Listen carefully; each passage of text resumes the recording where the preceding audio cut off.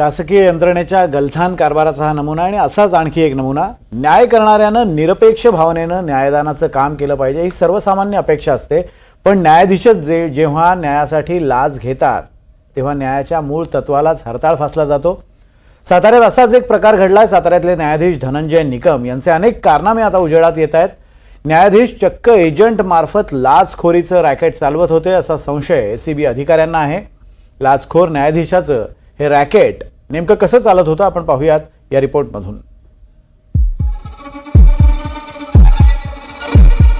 साताऱ्यात न्यायाधीश लाच प्रकरणामुळे संपूर्ण न्यायव्यवस्थेवरच प्रश्नचिन्ह निर्माण झालंय। त्यामुळे सातारा न्यायालयानेही संबंधित न्यायाधीशाला मोठा दणका दिलाय। अटक टळावी म्हणून फरार न्यायाधीश धनंजय निकम यांनी अटकपूर्व जामिनाचा अर्ज दाखल केला होता। मात्र लाचलुचपत खात्याचे अधिकारी आणि सरकारी वकिलांची बाजू ऐकल्याशिवाय त्यांना अटकपूर्व जामीन देण्यास न्यायालयानं स्पष्ट नकार दिला। नेमकं प्रकरण काय? साताऱ्यातल्या एका प्रकरणात एका महिलेच्या वडिलांविरोधात गुन्हा दाखल होता। या प्रकरणात संशयित आरोपीला अटक करण्यात आली। त्याचा जामीन अर्ज सातारा सत्र न्यायालयात प्रलंबित आहे। तो जामीन मंजूर करून तक्रारदाराच्या बाजूने निकाल देण्यासाठी न्यायाधीशांनी इतर दोन मध्यस्थांच्या माध्यमातून 5 लाखांची लाच मागितली। 10 डिसेंबरला एका हॉटेलवर ही लाच घेतली जात असताना न्यायाधीशांना रंगेहात पकडलं। लाचलुचपत प्रतिबंधक विभागानं न्यायाधीशांसह दोघांविरोधात गुन्हा दाखल केला।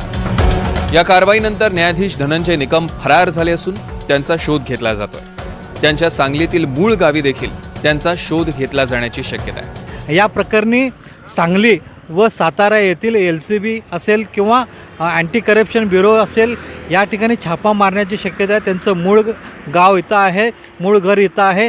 सुट्ट्याच्या दरम्यान ते या ठिकाणी सुट्टीसाठी आपल्या आईंना आपल्या नातेवाईकांना भेटायला येत असतात अशी एक माहिती आपल्या समोर येत आहे।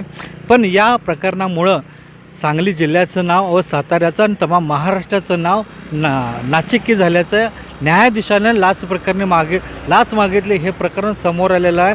आणि या प्रकरणी गुन्हा दाखल झाल्यानंतर हे न्यायाधीश महोदय धनंजय निकम फरार आहेत। त्यांच्याबरोबर त्यांचे साथीदार हे फरार असल्याचे एकंदरीत माहिती समजते।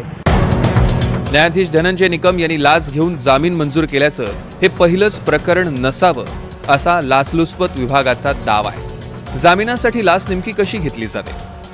लाच स्वीकारण्याची कामं आपल्या स्वतंत्र यंत्रणेमार्फत मॅनेज केली जातात। आनंद खरात या एजंटच्या मदतीनं आरोपींच्या कुटुंबियांशी संपर्क साधला जातो। एजंट स्वतः आरोपींच्या घरी जाऊन जामिनाची ऑफर देतात। जामिनासाठी रक्कम ठरल्यानंतर मग पैशांची देवाणघेवाण केली जाते। यापूर्वी देखील धनंजय निकम यांनी 2 गंभीर गुन्ह्यांमध्ये आरोपींना जामीन मंजूर केल्याचा संशय आहे। साताऱ्यातील 2 महिलांना एका गुन्ह्याप्रकरणी अटकपूर्व जामीन देण्यासाठी आनंद खरात नावाच्या एजंटनं किमान 5 वेळा संपर्क साधल्याची माहिती समोर आली आहे। याशिवाय एका पोलीस अधिकाऱ्यावर बलात्काराचा गंभीर गुन्हा दाखल झाला असतानाही त्याला जामीन दिल्याचा आदेशही एनडीटीव्ही मराठीच्या हाती लागलाय।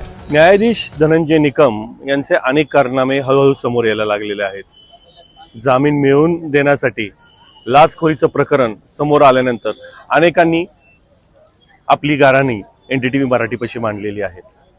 आता प्रश्न उपस्थित होतो की अशी किती प्रकरणं आहेत की ज्याच्यामध्ये न्यायाधीश निकम यांनी लाच घेतलेली आहे।